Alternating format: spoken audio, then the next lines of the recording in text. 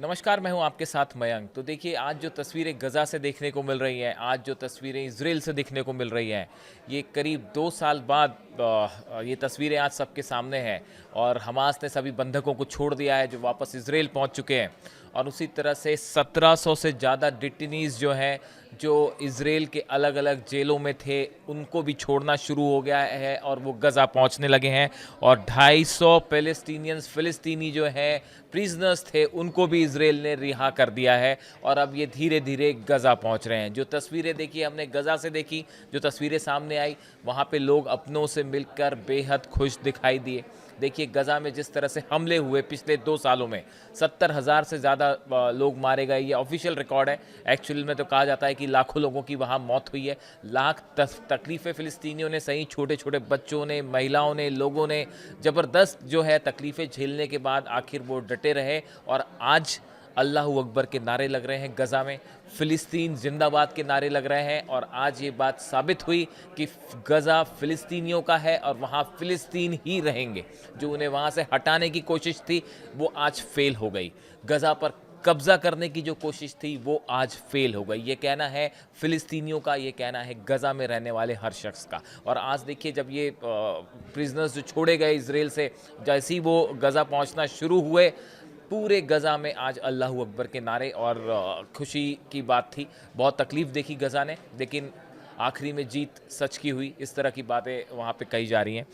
देखिए, अभी जस्ट जो है वो इज़राइल की संसद में, नेसेट में नेतन्याहू का भाषण ख़त्म हुआ है और डोनाल्ड ट्रंप ने उसके बाद स्पीच दी। दोनों का भाषण ख़त्म हुआ और देखिए, मैंने बड़े ध्यान से दोनों की स्पीच सुनी। नेतन्याहू की स्पीच भी सुनी, डोनाल्ड ट्रंप की भी स्पीच सुनी। अब कुछ बातें ऐसी हैं जो बहुत ज़्यादा गौर करने वाली हैं और ये इशारा कर रही हैं कि आगे गज़ा में क्या हो सकता है या ईरान को लेकर क्या हो सकता है। देखिए, नेतन्याहू ने इज़राइल के प्राइम मिनिस्टर ने बड़ी लंबी स्पीच दी। उन्होंने डोनाल्ड ट्रंप को धन्यवाद कहा और उन्होंने ये भी बताया कि किस तरह से अक्टूबर 7 का जो हमला हुआ था, उसके बाद इज़राइल ने कैसे जो है वो हमले किए या अपना उन्होंने चीज़ें बताई। लेकिन एक बड़ी गौर करने वाली बात थी, इस पूरी स्पीच के दौरान नेतन्याहू ने एक भी बार फ़िलिस्तीन शब्द का नाम नहीं लिया या फ़िलिस्तीनियों का नाम नहीं लिया। ये बताता है कि अभी भी एक बड़ी खाई है हमास और नेतन्याहू के बीच में या इज़राइल के बीच में अविश्वास की। इसी बात को लेकर ईरान की तरफ से आज बयान आया, जो मैंने अपने पिछले वीडियो में भी आपको बताया था। ईरान के विदेश मंत्री की तरफ से, विदेश मंत्रालय की तरफ से ये बात आगाह की गई है हमास को लेके कि आने वाले दौर की बातचीत के दौरान इज़राइल अपनी बात से मुकर भी सकता है। इस बात को लेके सावधान रहिएगा, इज़राइल फिर से हमले भी कर सकता है। इस तरह की बात ईरान की तरफ से आगाह करते हुए हमास को कही गई है। देखिए, जो भाषण दिया नेतन्याहू ने, पहले हम उनकी बात कर लें। जैसा मैंने बताया, उन्होंने फ़िलिस्तीन शब्द का एक भी जगह नाम नहीं लिया। इसके साथ ही उन्होंने ईरान को लेकर भी कुछ बड़े इशारे किए हैं। देखिए, उन्होंने एक तो डोनाल्ड ट्रंप के पहले शासनकाल में जो कासिम सुलेमानी कमांडर थे ईरान के, इनकी हमले में मौत हुई। नेतन्याहू ने आज उस फैसले को सही ठहराया और ये कहा कि ट्रंप का जो फैसला था कासिम सुलेमानी पर निशाना साधने का, वो फैसला सही था। ये नेतन्याहू का कहना था। आप गौर से समझिए कि ये जो भाषण थे, क्या वो इस ओर इशारा कर रहे हैं कि गज़ा के बाद अब अगला जो बड़ा एक मामला है, वो ईरान का न्यूक्लियर प्रोग्राम होने जा रहा है। इसको बड़ा ध्यान से समझना होगा आपको। देखिए, उन्होंने एक तो कासिम सुलेमानी का जिक्र किया, उसके बाद उन्होंने ये कहा कि जो ईरान के परमाणु ठिकाने पर हमले हुए वो बिल्कुल सही थे। ये इसका ईरान पर परमाणु ठिकाने पर हमले का जिक्र नेतन्याहू ने किया। देखिए, नेतन्याहू का ईरान के परमाणु ठिकानों पर हमले का जिक्र करना क्या इस बात की ओर इशारा कर रहा है कि अब अगला टारगेट डोनाल्ड ट्रंप और नेतन्याहू का ईरान होने जा रहा है? ये बड़ी देखिए गौर करने वाली बात है। नेतन्याहू ने जो जेरेड कोरी कुशनर हैं, जो कि दामाद हैं डोनाल्ड ट्रंप के, इनको धन्यवाद दिया इस पीस डील के लिए। स्टीव विटकॉफ का उन्होंने जिक्र किया। इस तरह की बातें उन्होंने करी। और देखिए, उसके बाद जब डोनाल्ड ट्रंप की स्पीच हुई, डोनाल्ड ट्रंप की स्पीच में भी कुछ बातें बड़ी खास रहीं। उन्होंने भी ईरान का जिक्र किया उन्होंने ईरान के परमाणु ठिकानों पर जो हमले हुए, मिडनाइट हैमर जो ऑपरेशन था उसका जिक्र किया। उन्होंने जो है वो मार्को रूबियो जो फॉरेन सेक्रेटरी हैं उनको बेस्ट फॉरेन सेक्रेटरी बताया और एक प्रकार से मैसेज देने की कोशिश की कि जो मिडनाइट हैमर था वो बहुत ही सफल ऑपरेशन था। उसका उन्होंने विस्तार से जिक्र किया कि कैसे B-2 बॉम्बर्स फ्लाई करके गए और 56 जो है 56 रिफ्यूलिंग जेट्स जो है वो हवा में थे। इस तरह की उन्होंने जिक्र किया।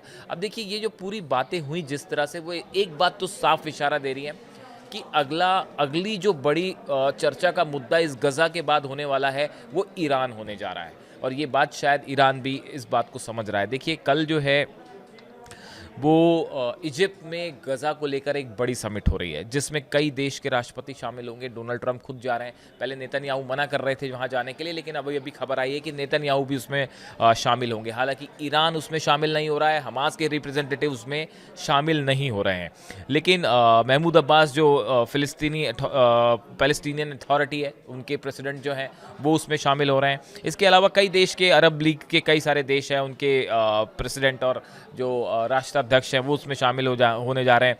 टर्किश प्रेसिडेंट जो हैं एर्दोगन उसमें होंगे और कीर स्टारमर प्राइम मिनिस्टर ब्रिटेन के वो उसमें शामिल होंगे। स्पेनिश पीएम शामिल होंगे। इटालियन प्राइम मिनिस्टर जो है मेलोनी वो शामिल होंगी। यूरोपियन काउंसिल के प्रेसिडेंट होंगे। यूएन सेक्रेटरी जनरल होंगे। अरब लीग सेक्रेटरी जनरल होंगे। जॉर्डन के किंग होंगे। Kuwait prime minister, Bahrain, Indonesia, Azerbaijan, German chancellor हैं, पाकिस्तान के प्राइम मिनिस्टर हैं, कनाडा प्राइम मिनिस्टर और इराक के प्राइम मिनिस्टर महमूद शिया अल सौदा ये भी शामिल होंगे। देखिए कई सारे नेता शामिल होंगे जो कि गज़ा को लेकर चर्चा करेंगे, लेकिन इसमें ईरान शामिल होने नहीं जा रहा है, हमास इसमें शामिल होने नहीं जा रहा है, क्योंकि हमास का कहना है कि हमने कतर और इजिप्ट के थ्रू ही जब भी बात की उनके थ्रू ही डील करी और हम आगे जब भी बात करेंगे उनके थ्रू ही बात करेंगे, किसी मंच पे बात नहीं करेंगे। अब बड़ा सवाल ये है कि आज की नेतन्याहू और ट्रंप की जो स्पीच है वो जिस तरह से प्रिजनर्स छोड़े गए, इधर से जो है वो बंधकों को हमास ने रिहा किया, अब व्हाट नेक्स्ट, अगला चरण क्या होगा? क्या हमास पूरी तरह से हथियार छोड़ने को राज़ी है, जैसा कि ट्रंप ने आज अनाउंस किया नेसेट में, इजराइल की संसद में, कि हमास जो है वो पूरी तरह से हथियार छोड़ने को राज़ी है? क्या फ़िलिस्तीन में जो अगली गवर्निंग बॉडी होगी क्या उसमें भी हमास अब हिस्सा नहीं लेगा? क्या हमास इसके लिए तैयार है?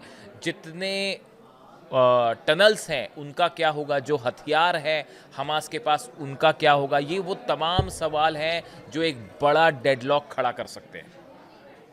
ये वो सब चीज़ें हैं जहाँ पे आने के बाद एक बार फिर से असहमति बन सकती है।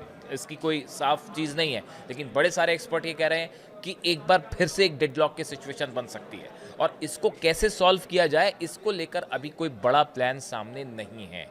ये आगे जो बातचीत होगी उसके बाद ही शायद ये बात आगे बढ़े। इसीलिए ईरान की तरफ से ये कहा गया, हमास को एक प्रकार से उन्होंने आगाह किया कि आप सावधान रहें, इजराइल कभी भी आपको, आपके साथ जो है वो, जो कि ईरान का कहना है विदेश मंत्री का, कि इजराइल कभी भी आपके साथ धोखा कर सकता है।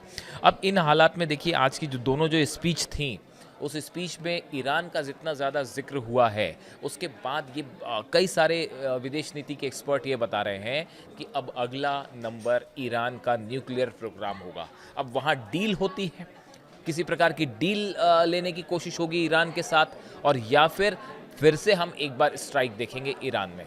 ये बड़ा देखने वाली बात होगी। हालांकि देखिए आज जब नेतन्याहू एड्रेस कर रहे थे नेसेट में, उस दौरान उन्होंने इजराइल का जो सर्वोच्च सम्मान होता है वो ट्रंप को देने की बात कही, उसका ऐलान किया।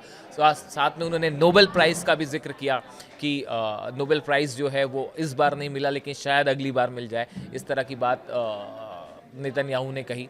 डोनाल्ड ट्रंप मुस्कुरा दिए उस बात पे। अब देखिए ये बड़ी सारी चीज़ें हैं जो एक बार इस ओर इशारा कर रही हैं कि गज़ा में काफ़ी कुछ डेवलपमेंट्स हो रहे हैं, तेज़ी से हालात बदल रहे हैं मिडिल ईस्ट के, लेकिन आगे क्या होगा? डोनाल्ड ट्रंप ने देखिए ये भी बात कहा, हिजबुल्लाह के डिसार्म करने की बात कही कि हम वहाँ काम कर रहे हैं, हिजबुल्लाह को पूरी तरह से डिसार्म करें।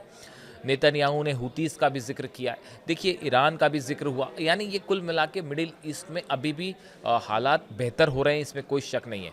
लेकिन ये ऊँट किस करवट बैठेगा ये बहुत कुछ अभी जिसे कहते हैं सामने आना बाकी है, और जल्दबाजी में कोई कंक्लूजन नहीं निकाला जाना चाहिए। थोड़ा वेट करना होगा हर चीज़ को लेके कि गज़ा में क्या डेवलपमेंट्स होते हैं, हमास का क्या रुख होता है, इसराइल का क्या रुख होता है, किन मुद्दों को लेकर सहमति बन पाती है। ये बड़े सारे प्रश्न हैं जिनके अभी जवाब नहीं हैं। और इस बीच ईरान की ये चेतावनी हमास को लेकर ये आगाह करना कि आप होशियार रहिए, कभी भी आपके साथ धोखा होने की कोशिश हो सकती है, कभी भी इसराइल अपनी बात से पलट सकता है, इस तरह की बात ईरान की तरफ से कही गई है। इस बीच देखिए कल जो इजिप्ट में समिट होने वाली है, गज़ा समिट, पीस समिट, इस पर हमारी नज़र होगी। यहाँ पे कौन सा देश क्या रुख लेता है, गज़ा को लेकर क्या फैसला होता है, खासकर गवर्निंग बॉडी को लेकर अरब देशों का क्या पॉइंट ऑफ व्यू है, ये सब बहुत ज़्यादा मैटर करेगा। लेकिन आज की अगर बात करें तो आज गज़ा से जो तस्वीरें आईं और जिस तरह से वहाँ पे लोग खुश दिखाई दिए बड़े दिनों बाद, इसमें एक बात तो साबित हो गई कि फ़िलिस्तीनी अपनी ज़मीन पे टिके रहे, डटे रहे, चाहे लाख बम्बार्डमेंट हुए, F-35, F-16 बम बरसाते रहे, लेकिन फ़िलिस्तीनी अपनी ज़मीन उन्होंने नहीं छोड़ी। और इतिहास इस बात को हमेशा याद रखेगा कि फ़िलिस्तीनी अपनी ज़मीन के लिए लड़ते रहे, हर दुख तकलीफ़ सहते रहे, और अंततः देखिए उनकी जीत हुई। आज गज़ा फ़िलिस्तीनियों का है, फ़िलिस्तीनियों का था और फ़िलिस्तीनियों का ही रहेगा। इस तरह की बातें आज पूरी गज़ा से सुनाई दे रही हैं। अब देखिए इससे जुड़ा जो भी अपडेट होगा आप तक पहुंचाएंगे। कल इजिप्ट में क्या होता है इससे जुड़ी जानकारी हम आपको पहुंचाएंगे, और आप भी डोनाल्ड ट्रंप और नेतन्याहू की जो स्पीच थी इसको ध्यान से समझिए, अपने हिसाब से आकलन करिए, और ईरान को लेकर आपकी क्या राय है वो हमें बताइएगा। Thank you so much.